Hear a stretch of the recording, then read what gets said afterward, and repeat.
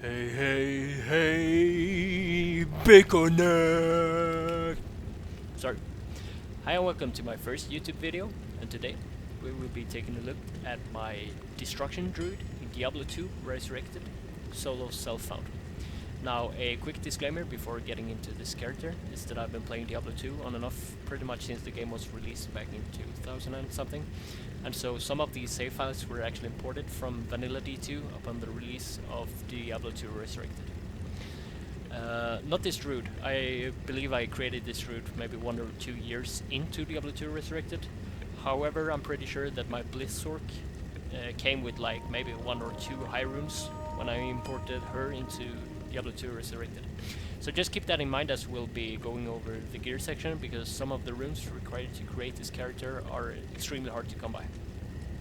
But all other than that, everything that you'll see in this video and potentially upcoming videos is farmed in a legit manner. So I haven't even, manipulated the time zone on my computer to target farm Andariel terrorized, for example.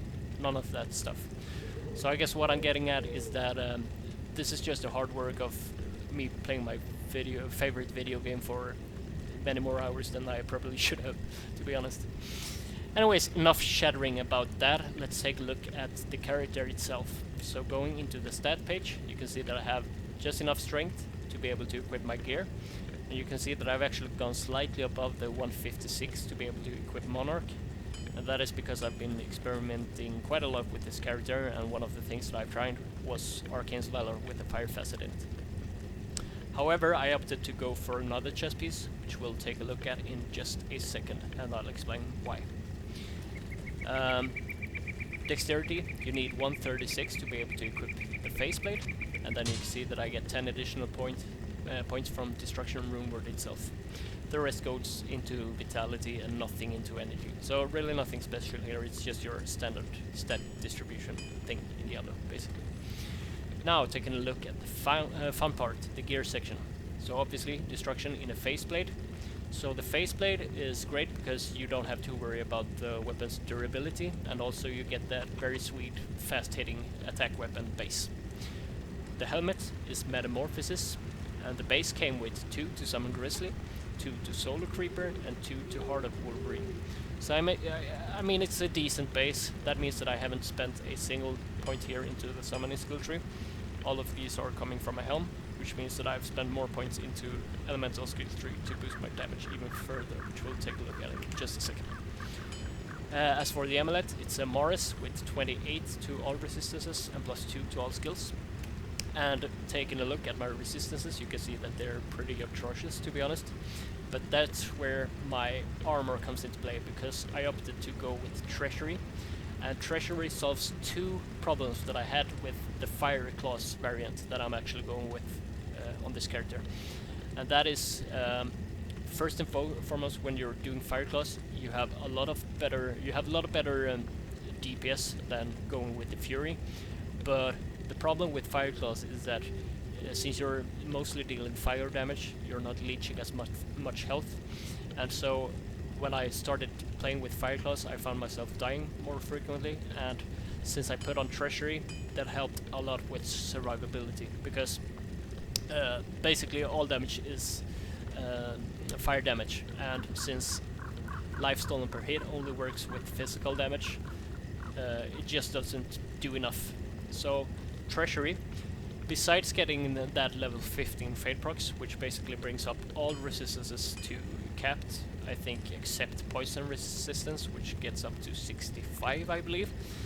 You also get that minus 20% to enemy physical damage, or enemies deal 20% less physical damage to you.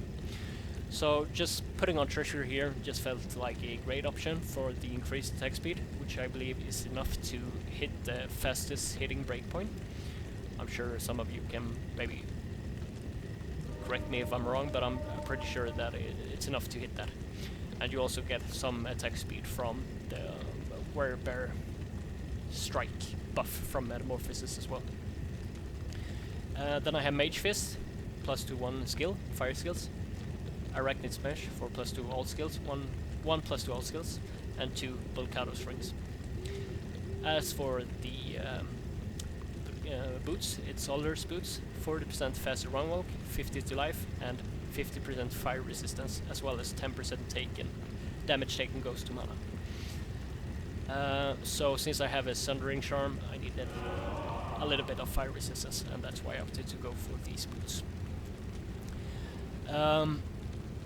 So taking a look at the charms, I have a Torch and an Annie, and all the small charms are just resistances charms. Whereas the grand charms are all skillers that I just happened to find while playing. So it's 5 shape-shifting skillers, and then I have 2 elemental skillers. Now, taking a look at the skill tree, so nothing into summoning, since I got that from my home base. And then I have 1 hard point into everything except for Fireclaws, which as of right now is I have 18 points into. But once I get to 2 levels, I will cap that out as well. And then most of the points here are into the elemental skill tree. So you need 20 hard points into Armageddon. So this is your standard AoE damage skills. I just can't stand melee builds in Diablo 2. So I just need like a melee build that has some AoE capacity. So you know, Destruction Druid and multi arrow Amazon are fine, I think, but I just can't play barbarian melee builds. Just isn't for me. Anyways, 20 points into Fissure, Molten Boulder, and Firestorm. So both Firestorm and Molten Boulder are synergies to Fireclaws, so that helps you bring up your Fireclaw damage. And then Volcano, I only have 1 point into, but the reason why you max Molten Boulder, Fissure, and Armageddon besides Fireclaw is also because you want to cap out the synergies for Volcano. Since the Volcano levels into Volcano doesn't increase the damage from the procs coming from the Destruction Volcano procs. However, the synergies are. So while putting 20 points into these helps the Volcano procs from the weapon itself. That's what I'm getting at. Sorry, I'm getting quite distracted here. It's my first time recording a video and talking at the same time. So anyway, yeah. Oops, excellently swapped graphics. We'll take a look at my mercenary. So he has Fortitude, Vampire Gaze, and Infinity, which get him to quite nice physical damage, and Vampire Gaze here helps him stay alive, since I really need that Conviction Aura. Yes. And as for swap, I have Heart of the Oak and Spirit. Now, obviously, I think that Call to Arms is better to help me get higher life, and also, most importantly, help my summon stay alive more frequently. But I'm just not much into pre-buffing, and that's why I decided to go with Hold instead. Now, enough shattering. We'll take a look at some gameplay, and we'll start off with player 7 cows, and we'll see how we do. So I'll just go on swap here, since I get much higher damage. So on swap with Hodo and Spirit, I'll summon, and then I go into Bear and just hit an enemy once to get that buff. If I can find some, I would say. Here we have some cows. So hit the cow once, and then I go back, and then I go into Bird, and then I just start stabbing. So we already got a few volcanoes going on.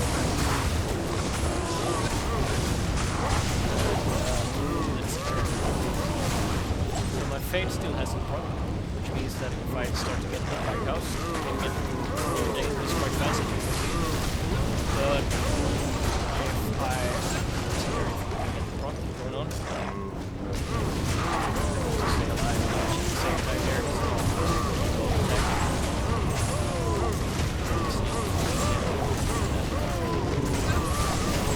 So even, you can see that even with the Fireclaws we have a fast hit attack speed get those volcano blocks from the destruction itself. So now you can see that I have my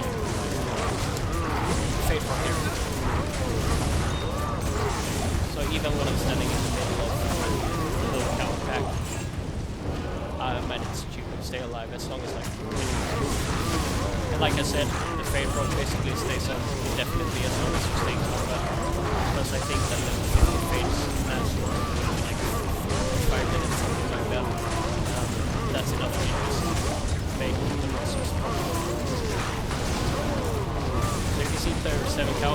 an issue at all. That's pretty well. And with the frame drop, you see him standing in the middle of the pack. Even though Armageddon has his still manage to stay alive quite good. We'll take a look at some Chaos Sanctuary. Players 7 as well, which has monsters that are more immune to fire. We'll see how it does here in a harder area for this build. So,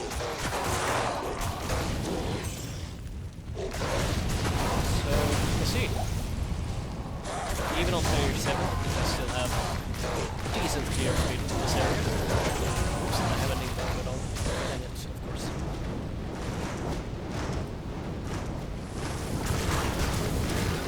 So I just love playing this game. It's so much fun. Time well spent. I'm not even sure. I have not tried Uber with this character yet. I think I might be able to pull it off from switch rounds on here, but I have my workshop ready for sure. I can continue to get out and manage.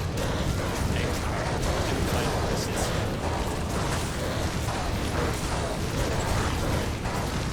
See, I'm down to both my health. I had to use it right there.